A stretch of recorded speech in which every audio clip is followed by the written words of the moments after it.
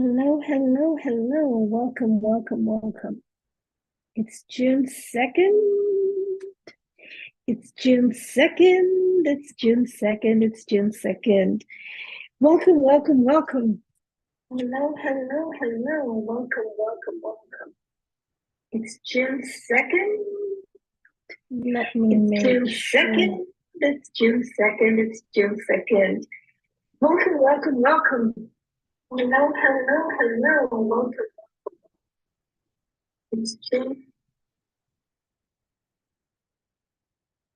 All right, all right, all right. Okay, we had to get that out. June 2nd, June 2nd, welcome. It's Sunday. Did you make it to church today? Just waiting for everyone to come on in, come on in, come on in. Welcome, welcome. Come right in. It's about that time for us to go live again today. And I have a really, really good, I guess, message for you today. Yes, a good thought process to run by us today. It's Sunday. How was church today? What did you do at church today? Today, church was amazing. I served as a greeter, and today we did Growth Track. Growth Track is how we help new members get their membership class on, and we lead them through the process of learning about the church that I've been attending for over 17 years. You know, I love consistency. I don't know who else loves consistency. I love consistency. I love stability, but sometimes change is always welcome. In fact, change is a natural process of life, is a natural phenomenon. It's something that we all have to contend with. And you have to be flexible enough to understand when things are changing and when you have to pivot and move things around. It's never a bad thing, even though I love consistency, but change is something that I have had to learn how to immerse myself in and embrace it with my full chest. Yes, change is good. All right, today we're going to be talking about the law of the gift giver, the law of the gift giver. So, on this day, we're going to be talking about the law of the gift giver. Don't forget, my challenge is coming up July 1st through the 3rd. We have a free 3-day challenge coming up July 3rd, 1st through the 3rd. You definitely want to be a part of that challenge. And if this is something that you would love to be part of, definitely comment gift below under this video. Whenever you get to watch it, comment gift, and we will send you a link that will lead you to your registration page. Yes, we only want to make sure that we send the link to people who are ready and willing to jump in and discover their gifts. So today we're going to be talking about the law of the gift giver. What's that all about, guys? What's the law of the gift giver about? It's very simple. It's something that we're all very familiar with.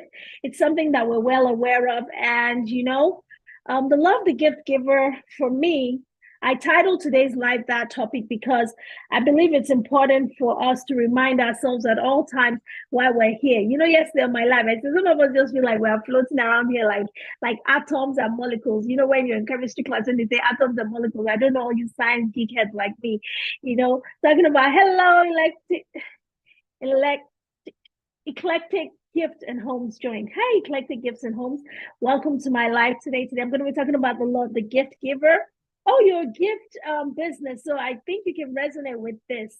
So yeah, yesterday I was talking about the fact that some of us just think we're floating around this universe, this earth, this space. Hi, how are you? Thank you so much. We're floating around like we are not really important or we don't have any specific use.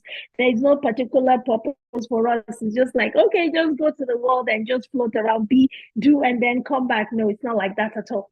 The law of the gift giver is really clear from the very beginning that God created man. He created man to be what? He created us to be. Give me 1 second. Let me make sure that I have us all set up so we are not disturbed. And we are back. Sorry about that. I'm back. Oh, thank you. Okay, I need to know who this is. This is definitely someone who knows me from way back. So please drop in the comment below who you are and where you are joining me from. Lovely to see you after so long. Okay. Let's reconnect. Thank God for the reunion. I'm glad that we're meeting on these terms. Thanks for joining my live today. So the law of the gift giver.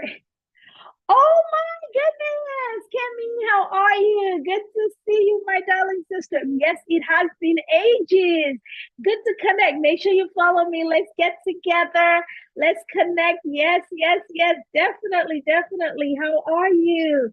Oh, love it, love it. Oh my God. So warms my heart when I reconnect with old friends and family, and it's just amazing. Social media is such a blessing. It's a gift to our generation. Of course, we have to make sure we use our gifts accordingly. And we're going to talk about that later. So the law of the gift giver that I'm talking about today is talking about the mandates that God gave us when he created man, when he created Adam, and he said, okay, this is what I have put you here for. Be fruitful, number one. Multiply, number two. Replenish the earth, number three. Subdue it, number four. And have dominion.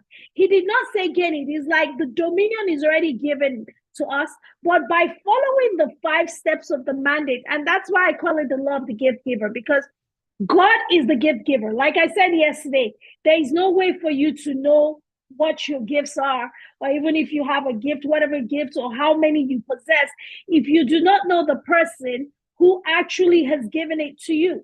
You need to get to know him. You need to build a relationship with him. You know, I was talking to a lady at church today during our growth track meeting. Hey, yeah, today, thanks for joining. And she was talking to me about the fact that she really wants to serve God. She wants to do all of these things, but she's limited in her health. And sometimes when she wants to pray, she has to kneel down. And then if she has to get up because her legs will lose blood circulation from kneeling down, she has to ask God to please forgive her and just, you know, that she has to stand up. And she went through this whole process of explaining to God why she had to do something. And I said, what's your relationship with him? Everybody experiences God differently. And I know that growing up, you know, with my parents, we experience God as, God, this is God, or, you know, they're setting, like, we just, growing up, I experienced God as God. Like, you have to reverence God. God is, you know, if you don't do this, God is going to be mad at you. If you don't pay your tithes, you're going to be broke, you're going to be poor. You know, all those doctrines that we were fed growing up. And it made me experience God like this God that is just waiting to give me a big ass whooping from heaven if I did anything wrong. But now growing up and getting to know him as the gift giver, as the maker of all things, as the one who has everything in his hands. He has everything. Everything we see, things we don't see, he owns it all. You know, he is the one that I now see as my father. My relationship with him has evolved. My relationship with him now is daddy. Daddy, where the pamper. I said it yesterday. Me, I'm a soft girl, a soft life with Jesus. I live a soft life with God. Daddy, where they pamper. Of course, I work hard. Do I work hard? Of course. Let's not misunderstand what I'm saying. But I'm saying here that your relationship with God, the gift giver, determines how you interpret a lot of things. So this lady was interpreting God as feeling like she was offending him every time she did not have to kneel down to pray. Meanwhile, God is like, okay, I want you to pray, but do it as you can while you're driving, while you're sitting down, while you're lying down. Just continue to have these conversations with me over and over. That's all he really cares about. But let's get back to the law of the gift giver. The law of the gift giver, he said, be fruitful. He put us here to be what? Fruitful. Fruitfulness. I used to think that, you know, when I used to hear that, oh, be fruitful and multiply, a lot of people think it's like, you know, be fruitful and then multiply. Be fruitful and then multiply.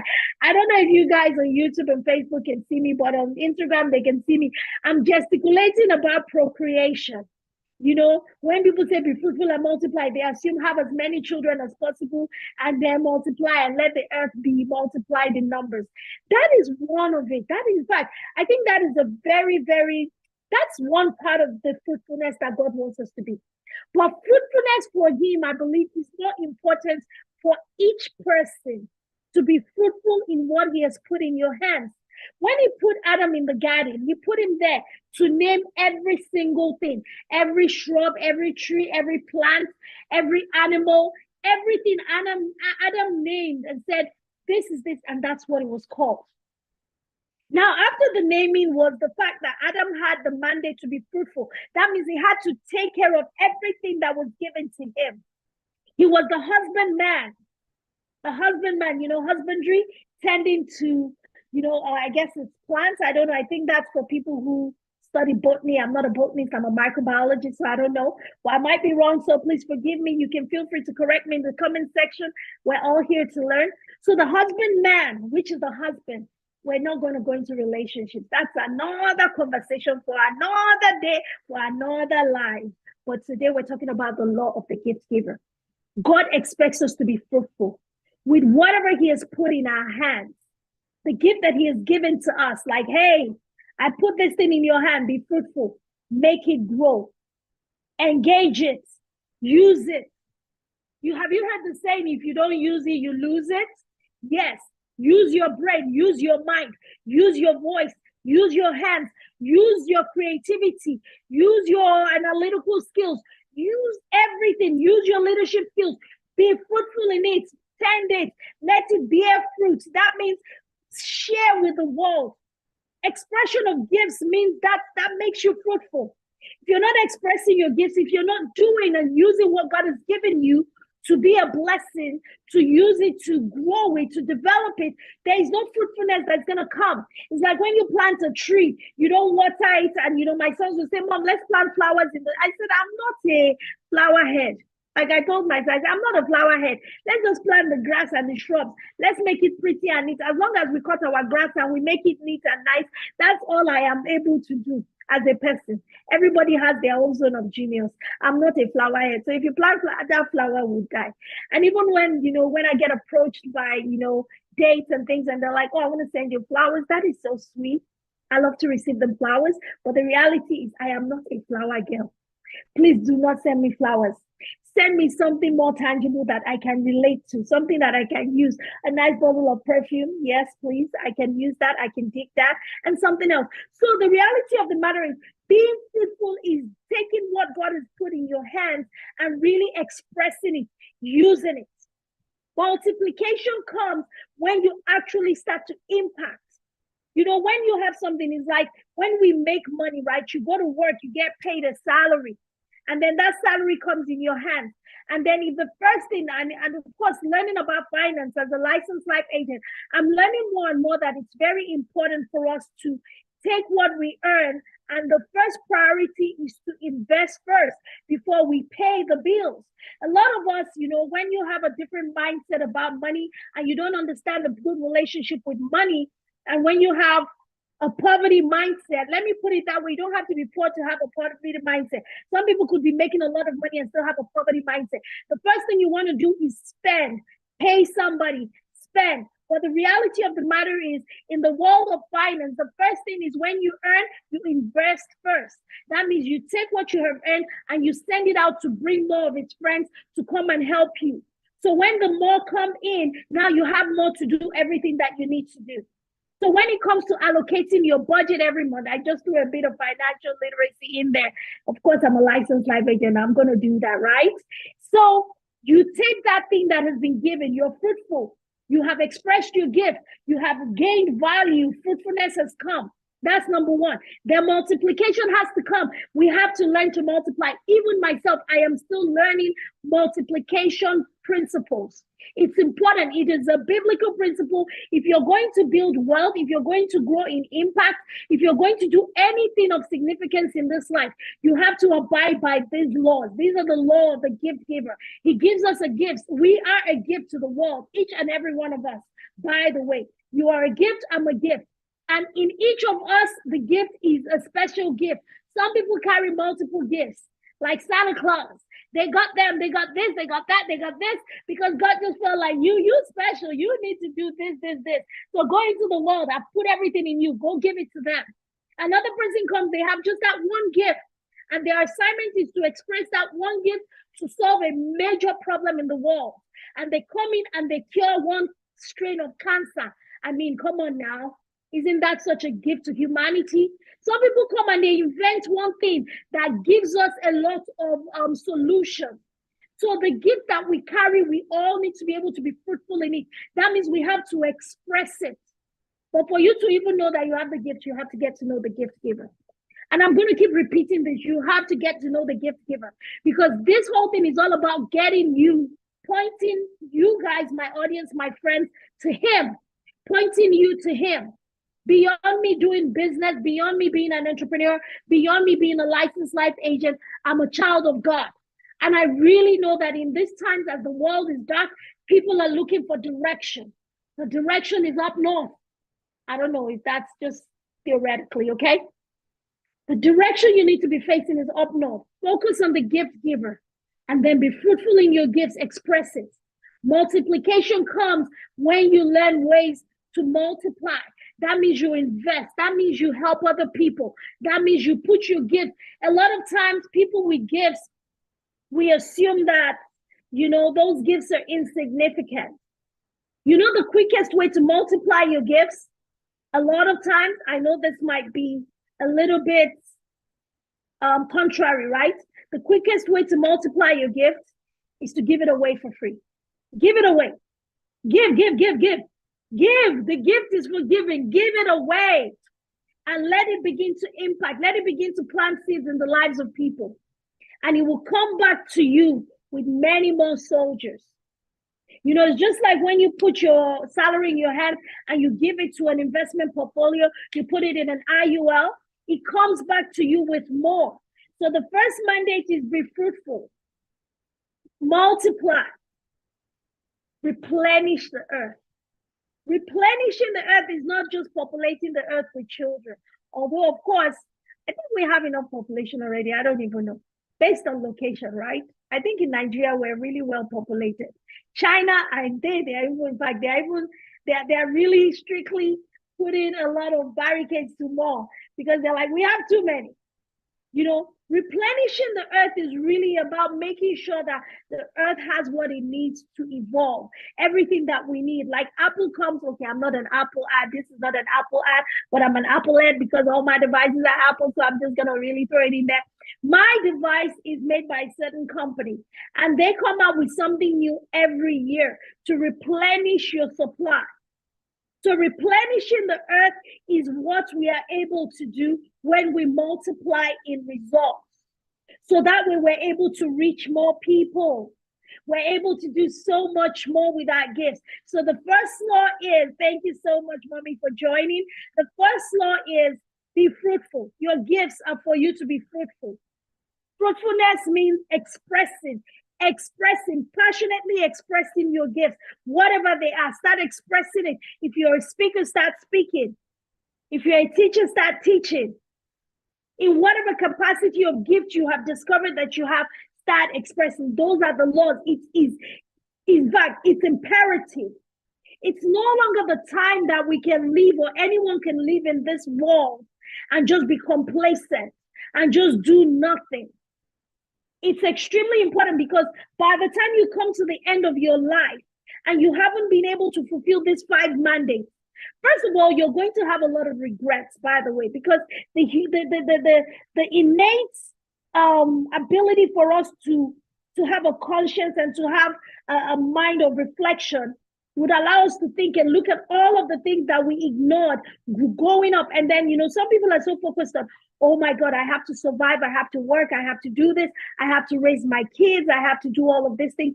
Those are very, very important. But I dare tell you that at the end of the day, you having to do those things will eventually not be as important as you being able to do what you were supposed to be doing in the first place. You doing that thing that you were created to do. Yes, having children, being a wife, being this, being that. Very good. I love it all. We are all supposed to be successful in multiple dimensions, about 13 of them, by the way, just in case you didn't know. It's not just, anyway, another life. We'll do that another life. But here's the thing. Be fruitful, multiply, replenish the earth, and then subdue it. That means on this earth, we are supposed to be able to subdue. What does that really mean? Let me talk about that subduing for a little bit. Subduing means that we're able to take things that hinder us from sprouting up like the oak tree, from being great, from having massive influence. Some of the little things that, like, when you plant your crops or when your beautiful grass is growing, you have weeds, pests, they come in and they want to grow with your beautiful lawn, flowers, your yard, your whatever it is that you're planting, right? You know, those weeds, we need to subdue them. That means we need to have a lot of control over self. We need to have control over self. If you do not have control over self to discipline yourself, to manage a lot of behavioral patterns that will not serve you and serve your gifts. A lot of people are so gifted, but they lack character. See, I can use my life as an example so that it doesn't seem like she's coming here on social media and she's another social media coach who wants to tell us that she's better than anyone else. No, it's not like that at all. For me, I've had to work over the years with my temper. My temperament, as sweet as I look, trust me, I just had, you know, the enemy just wanted to gift me this pesticide called anger. The enemy gifted me this pesticide called anger. And my anger over time left unmanaged became rage. And I would have these bouts of very explosive rage, anger fits that would just affect my relationship.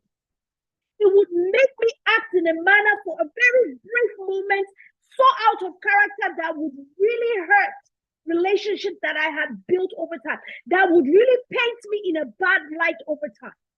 So while I had the gift that I had a pleasant personality, I had a beautiful smile. Well, I still have it. I'm this wonderful, vivacious Dr. O that, you know, trust me, the enemy gifted me for years the pesticide called anger. It plagued me, and I really had to do, and I have been doing, and trust me, I am still doing a lot of work to ensure that this pesticide stays down. I keep it down.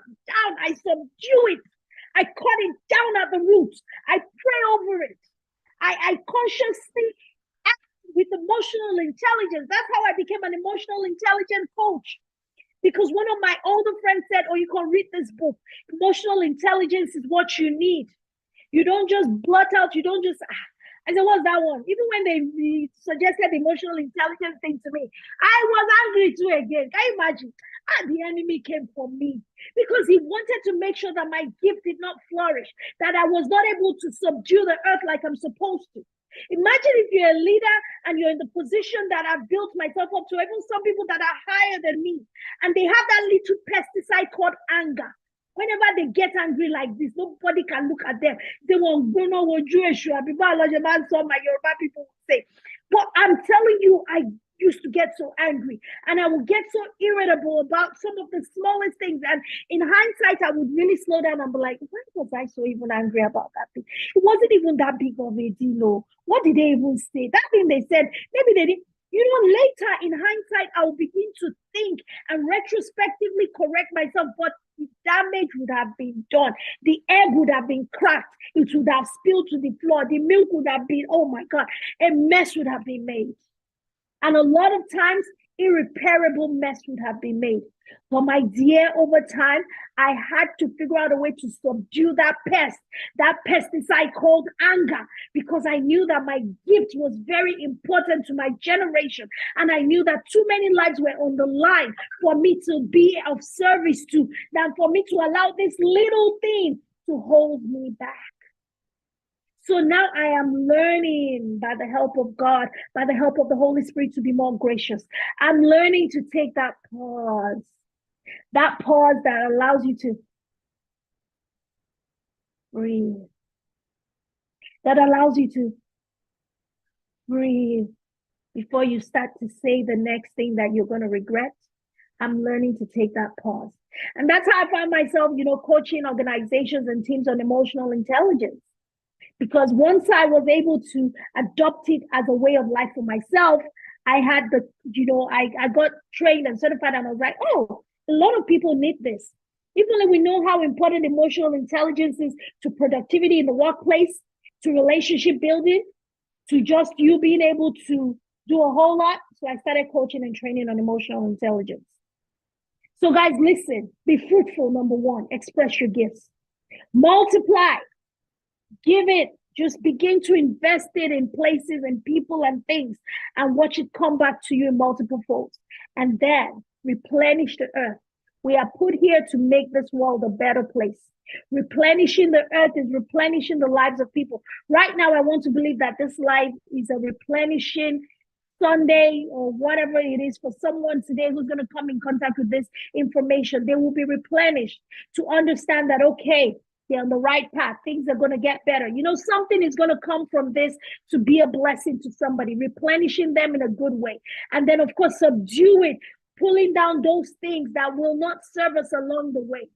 It's important. I think God understood every area of our interaction. So he put those things in place. And then he said, after you have subdued and you have won and you have been able to fight the battle over time to subdue all of the things that seek to pull you down, then you can have dominion and authority. Dominion. A lot of us love that word, don't we? Dominion and authority through Christ. Christ has the authority and he transposes that to us. So when we now take our place of dominion, when we sit on the throne that we have been given, because everyone has a king in them. And I didn't use queen. I said everyone has a king in them that needs to be seated on the throne of their lives. If you're not sitting on the throne of your lives with the king of your gifts, where are you sitting? Someone else's cannot occupy your throne. Contrary to popular belief, I cannot sit on your throne. I cannot leave your destiny. You know, some people think, oh, they will, you know, somebody else will take my place. Your place is your place. It's like, think about it. If my bum bum is sitting on this chair, can this same bum bum sit on another person's chair? So while you are not sitting on your throne, while you don't have dominion over the things that God is giving you, that gift that God has given you, while you are not ruling and reigning in life with the gift that God has given you, what are you doing? What are you busy doing? Why are you occupying space? Your space is there waiting for you to occupy. You are there sitting down looking at another person that's occupying their space, and you're trying to figure out how to copy them and how to be a copycat, how to be a photocopy of another person's original. When you have been made an original yourself, when the king in you is waiting to rule and reign in life with Christ, giving you the authority to command your gifts in places that you have not even imagined. You know, with this mandate that I just shared with you, be fruitful, multiply, replenish the earth, subdue and gain dominion. Every sphere of influence, that mandate works. So whatever your gifts are, whether you have a gift as an entertainer, be fruitful in it. Whether you have a gift as a singer-songwriter, whether you have a gift as that I am a speaker, expressing as a teacher, as an educator, as an MC.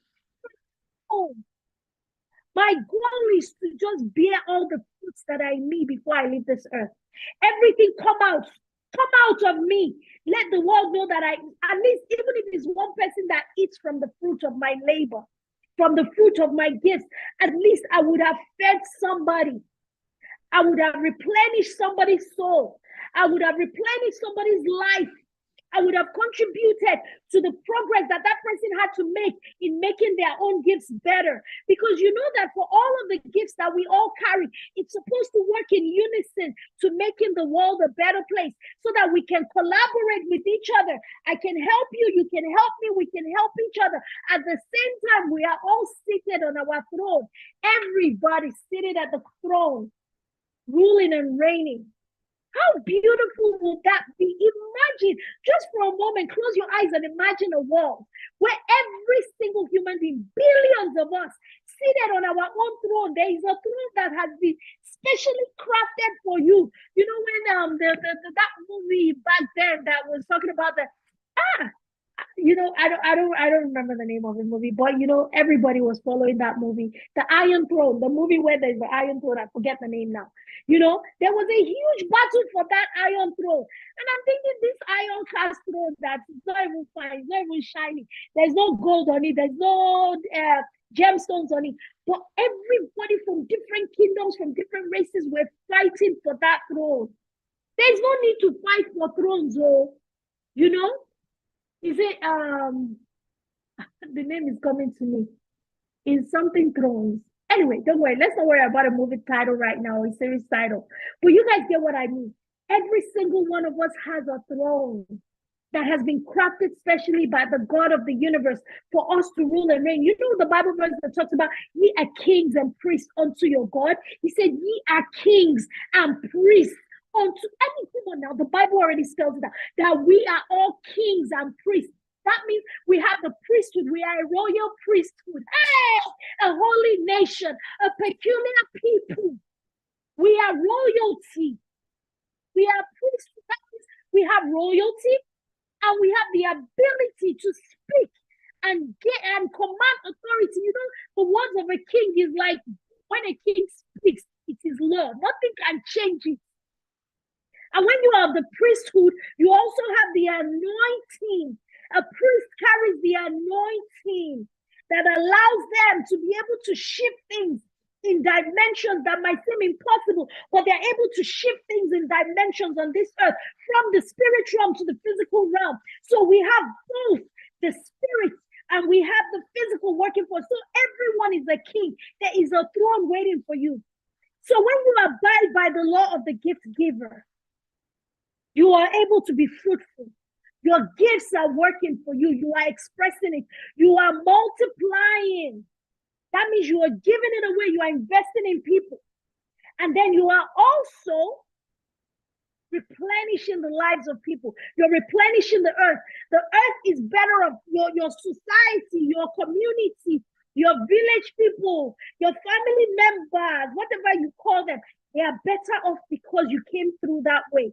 And then you're able to subdue all those things that are seeking to pull you down, behavioral patterns, generational curses, everything, all those things, all those mindsets, negative mindsets. Oh my God, all those things that wants to pull you down every day, subdue it. Pulling down every stronghold, everything that wants to come against you. You pull it down, you hold it captive, and you bring it under the authority of Christ. You gain dominion. And then you sit on your throne. Your own throne is fitted to your bum bum. No matter how big or how small, your own throne is made for you. So when you sit on it, you yourself, you know you are sitting. And you sit well. You rest, you sit pretty. And then you can rule and reign. Literally, have you ever seen people who are really trying to work a job? Most people, statistics and data, it's not me saying it all. Statistics and data shows that 90-something% of everyone working a job hates their job. The others who love it, by chance, are probably working a job where they get to use their gifts. So they actually love it. They enjoy it. It's a good flow for them. But most people working jobs, they hate it because they are working against their innate ability, the things that were put in them. And I'm not propagating that anybody go quit their jobs and say, oh, I have a gift for this now. See, your gifts have to be nurtured over time. First of all, discover it. And how are you going to discover it? Join my 3-day free challenge. Discover Your Gifts Challenge, DYG Challenge, coming through July 1st through the 3rd. How are you going to discover your gifts? Join my 3-day DYG challenge. We're going to go for 3 days and we're going to walk through some very intense content that I've created over time that God has helped me to create, working through, writing the book, King of My Gifts, and developing the coaching program, Journey into Purpose. And we're going to help you discover what your gift is at the 3-day DYG challenge, July 1st through the 3rd. So please, if this is something that resonates with you, drop a comment below, gifts. Gift. Comment gift under my post. Comment gift under my post. Comment gift under my post. And I will send you the link to register and save your spot. The DYG challenge is coming through because I believe that it is time for the gifted ones to rise up and make this world a better place. We already have a lot of gifted people that have come through and they have made their mark and they've made their impact. But then what is the succession plan for them? There is a succession plan, replenishment plan. Remember, Be fruitful, multiply, replenish the earth, subdue, gain dominion. What is the succession plan? God's succession plan is as one generation of gifted folks are leaving, another generation of gifted folks are taking their positions, sitting on their thrones. So please, Gen Zs, if you're a Gen Z leader, you need to know what your gift is. Gen Zs already have a bad rap because you guys already have a lot going that you're dealing with. So now let's make it better for you to quickly, at an early age, I literally discovered officially with a lot of self-awareness, emotional intelligence, and mindfulness, I discovered my gift at age 38. That was when I knew for sure, this is what I am gifted in. And I really started working the path of crafting my businesses, crafting my life, building my life business plan around my gifts. Since that time till today. So you don't have to be that old to do it all. Please. I'm already telling my children, they're like in their 10, 14 and 16-year-olds. And I'm like, look, let's start figuring out what's your gift. What do you like to do? What are you interested in? What tickles your fancy? What do you think is easy for you? Something. And they bring it to me every time and we look at it and we're like, okay, let's see how we can maneuver you to start pushing you in that direction. So if you're a Gen Z leader, this DYG challenge is for you. If you're a stay-at-home mom who is like, all you've ever done is be someone's wife and someone's mother, amazing. I love it. I've been those things, right? It's amazing. Such a blessing. But there is more to you, stay-at-home mom. Let's get you in the DYG challenge. So that way you can begin to replenish the world. If you are just an individual working a job and you just know that, okay, there is more to your life and you really want to discover what the more is, let us discover it with your gifts first, and then we can take the next steps going forward. I have several programs, but this one, July 1st, is my DYG challenge, and I'm inviting you all to come in. Gen Z leaders. I love my Gen Zs. I do a lot of work with the youth, so I guess that's why you guys are number one. You guys are at the top of my list. Gen Zs come through. Gen Z leaders. If you know you're called to be in leadership, you know that you're really in search for more. You know you're coming into that state of awareness. The reality is everybody comes to that point in life where they're asking those questions. Why am I here? What am I here for? Who am I? You know all those questions that you randomly ask that people are asking and nobody's answering, or they're getting the answers from the wrong places? Let's start by getting you in the DYG challenge to have the right answers. So guys, my DYG challenge is coming through July 1st through the 3rd, and I'm looking forward to sharing it with you. But I hope today's live has been a blessing to you. The law of the gift giver is so amazing, guys. If we just follow it and follow him, get to know him. Get to know God for yourself. Know him, man. Don't even see. Let your experience with him be very cool and nice. He's such a compassionate God. He says, I am the Lord your God. When he went behind Moses, and Moses said, I want to see you, come by. And then he said, if you see me, you're not going to survive. He said, but you know what, don't worry, I will hide you. And God just took him and hid him behind a rock. And God went by and he saw the backside of God. And as God was passing by, he said, I am the Lord, the compassionate one, the long-suffering God. God was telling of who he is. He is compassionate. He is tender, loving towards us. He's not a eye roaring with fire, mouth blazing with thunder. And yes, he has those features. Yes, he has those. When he needs to come out as Jehovah Sabaoth, as the God of war, to fight for his children, he will show up with lightning and thunder, and your enemies will not stand a chance. Yes, he has those features. But when it comes to relationship with his children, he is loving. He's compassionate. He's tender. He's long-suffering. That means he will wait for you. You cannot outlive God's love. God's love outlives our existence. That means his love for us is, it says nothing can separate us from his love. So the law of the gift giver is all out of love. Be fruitful, multiply, replenish the earth. Subdue. I love that subduing, that part. Yeah, that part we all need to work on. And gain dominion. That's the last part.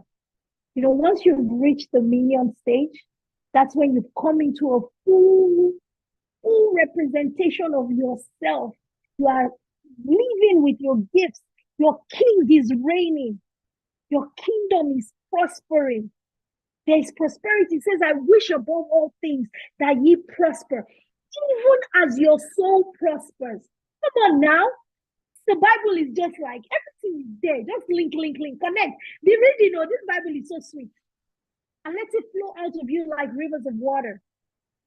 So he says, I wish above all things that you prosper, even as your soul prospers. So your prosperity is directly connected to you living in obedience of the mandate of the gift giver. From the very beginning, he stated it, be fruitful, multiply, replenish the earth, subdue and gain dominion. And then you see your kingdom. As a king, every king has a kingdom. Every king has a kingdom. So you have a kingdom, or a kingdom is waiting for you to prosper. So many people within your kingdom are waiting for you to ensure that they have everything that they need. So what are you waiting for? Stop sleeping on yourself, man. If everybody is sleeping on you, you self go come sleep on yourself. Auntie, uncle. Please stop sleeping on yourself now. Wake up. Collect your money. Okay. Dr. O, behave yourself. So guys, listen. It's been an amazing time with you guys today. I absolutely love day 2, the law of the gift giver. We are having fun. But don't forget, July 1st through the 3rd, DYG Challenge is making a landfall. And you don't want to be caught sleeping on that one, though. All of you, come through, register. Comment gift under this video. Comment gift and share this video. Do well to share. I know somebody somewhere needs to come in contact with this message. I know that with everything inside of me, that somebody somewhere needs to come in contact. So share, and give it to them. Hey, Lighten Films, what's up, my media partner? What's going on, sir? Everyone that joined the live today, thank you so much for coming. Thank you so much for being here. Please do well to share this video. And for you to join the DYG Challenge, comment gift in the comment section below, and we will send you a link to register to reserve your spot. It is coming through July 1st through the 3rd, and I promise you it will be an amazing 3 days walking through to discover your gifts. As always, you guys know this for sure, even if I don't talk them again, I don't be talk calm, and I will say it again. I love you guys. I love you. All right, bye guys. Have a wonderful week ahead. Bye.